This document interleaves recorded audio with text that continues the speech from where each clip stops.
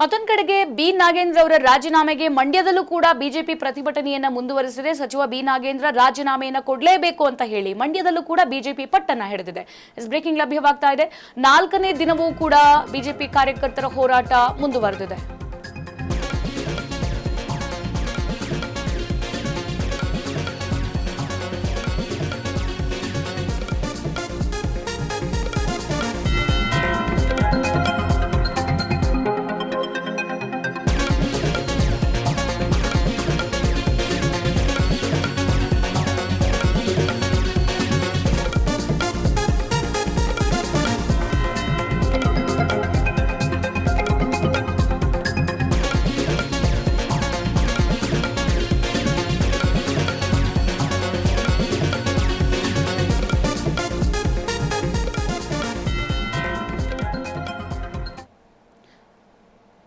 ನಾಗೇಂದ್ರ ಅವರ ಸ್ಥಾನಕ್ಕೆ ರಾಜೀನಾಮೆಯನ್ನು ಕೊಡಬೇಕು ಅಂತ ಹೇಳಿ ಮಂಡ್ಯದಲ್ಲಿ ಬಿಜೆಪಿ 4ನೇ ದಿನವೂ ತನ್ನ ಪ್ರತಿಭಟನೆಯನ್ನ ಮುಂದುವರಿಸಿದೆ.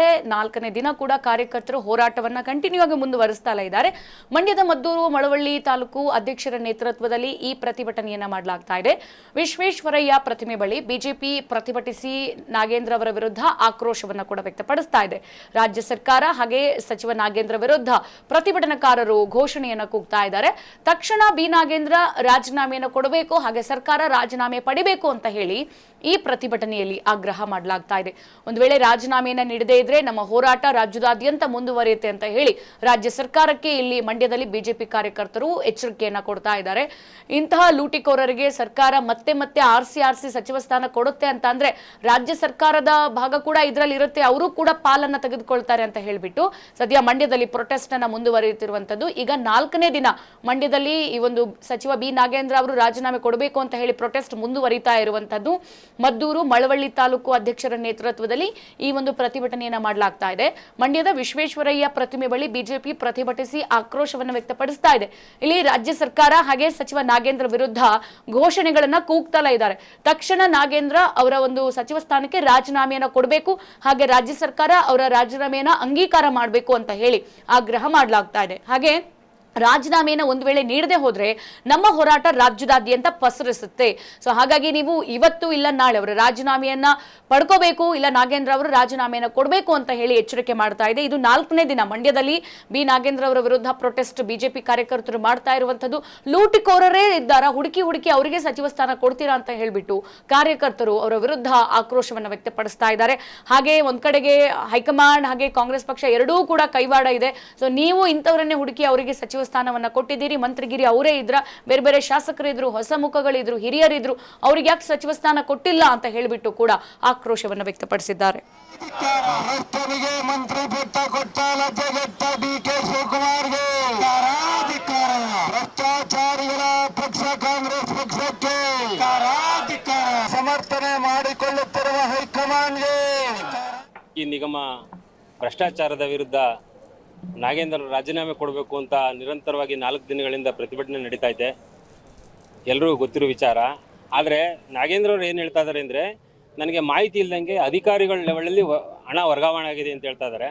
ಆದರೆ ಯಾವುದೇ ಒಂದು ಸಂಘ ಸಂಸ್ಥೆದು ಹಣ ವರ್ಗಾವಣೆ ಆಗಬೇಕು ಅಂದರೆ ಆ ಸಂಘ ಸಂಸ್ಥೆಯ ಅಧ್ಯಕ್ಷ ಮತ್ತು ಅಧಿಕಾರಿ ಇಬ್ಬರು ಸೈನಿಂಗ್ ಅಥಾರಿಟಿ ಇಲ್ಲದೆ ಯಾವುದೇ ಕಾರಣಕ್ಕೂ ಹಣ ವರ್ಗಾವಣೆ ಆಗಲ್ಲ. ಇದು ಎಲ್ಲ ಸಾರ್ವಜನಿಕರಿಗೆ ಮತ್ತು ಜನತೆಗೆ ಗೊತ್ತಿರೋ ವಿಚಾರ. ಈ ಥರ ನೀವು ಸುಳ್ಳು ಹೇಳ್ಬಿಟ್ಟು ನೀವು ತಪ್ಪಿಸ್ಕೊಳ್ಳೋಕ್ಕಾಗಲ್ಲ. ಯಾವುದೇ ಕಾರಣಕ್ಕೂ ನೀವು ರಾಜೀನಾಮೆ ಕೊಡಲೇಬೇಕು.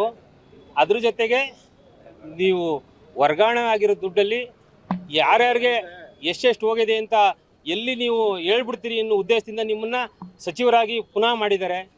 ಅವ್ರಿಗೂ ಒತ್ತಡ ಇದೆ ಪಾಪ.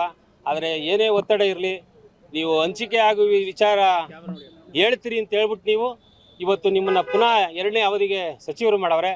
ಆದರೆ ಇವರು ರಾಜೀನಾಮೆ ಕೊಡಲೇಬೇಕು ಅಂತ ನಮ್ಮ ಮಂಡ್ಯ ಬಿಜೆಪಿ ನಿರಂತರವಾಗಿ ನಿಮ್ಮ ರಾಜೀನಾಮೆ ಕೊಡುವವರೆಗೂ ರಾಜ್ಯಾಧ್ಯಕ್ಷರ ಕರೆಯವರ ಮೇಲೆಗೆ ಇಡೀ ರಾಜ್ಯಾದ್ಯಂತ ನಾವು ಹೋರಾಟವನ್ನು ನಡೆಸ್ತಾ ಇದ್ದೇವೆ.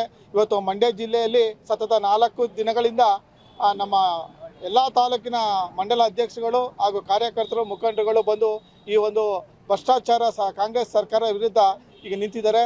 ಏನು ಕಳೆದ ಸಂಪುಟ ಸಿದ್ದರಾಮಯ್ಯ ಅವರ ಸರ್ಕಾರದಲ್ಲಿ ಈ ನಾಗೇಂದ್ರ ಅವರ ಬಿಜೆಪಿ ಸರ್ಕಾರ ಒತ್ತಾಯ ಮಾಡಿ ರಾಜೀನಾಮೆಯನ್ನು ಪಡೆದಿತ್ತು. ಅದೇ ಭ್ರಷ್ಟ ಮಂತ್ರಿಯನ್ನು ತಿರ್ಗಾ ಸಂಪುಟಕ್ಕೆ ಸೇರಿಸ್ಕೊಂಡು ಈ ಭ್ರಷ್ಟ ಸರ್ಕಾರ ಪ್ರೂವ್ ಮಾಡಿದೆ. ಈ ಮಂತ್ರಿಯನ್ನು ತೆಗೆದುಹಾಕುವವರೆಗೂ ಸಹ ನಮ್ಮ BJP ಹೋರಾಟ ಮುಂದುವರಿಯುತ್ತೆ ಇಡೀ ರಾಜ್ಯಾದ್ಯಂತ. ಇವತ್ತೇನು ನಾವು ಜಿಲ್ಲೆಗಳಲ್ಲಿ ನಾವು ಮುಂದುವರಿಸಿದ್ದೀವಿ, ಯಾಕಂದರೆ ಸಿದ್ದರಾಮಯ್ಯ ಅವರು ಸದನದಲ್ಲೇ ಹೇಳ್ದಂಗೆ ನಾವು 187 ಕೋಟಿ ಅಂತ ನಾವು ಅದು ಪ್ರಸ್ತಾಪ ಮಾಡಿದಾಗ ಸಿದ್ದರಾಮಯ್ಯ ಅವರು ಇಲ್ಲ 187 ಕೋಟಿ ಇಲ್ಲ, ಬರೀ 87 ಕೋಟಿ ಅಂತ ಸ್ವತಃ ಅವರೇ ಒಪ್ಕೊಂಡು ರಾಜೀನಾಮೆಯನ್ನು ಪಡೆದಿದ್ರು. ಆ ರಾಜೀನಾಮೆ ಪಡೆದಿದ್ರು ಸಹ ಇವತ್ತು ಅವರಿಗೆ ಮಂತ್ರಿಗಿರಿಯನ್ನು ಕೊಟ್ಟಿದ್ದಾರೆ. ಅವರಿಗೆ ಯಾವುದೇ ರೀತಿಯಾದ ಕ್ಲೀನ್ ಚಿಟ್ ಇನ್ನೂ ಸಿಕ್ಕಿಲ್ಲ.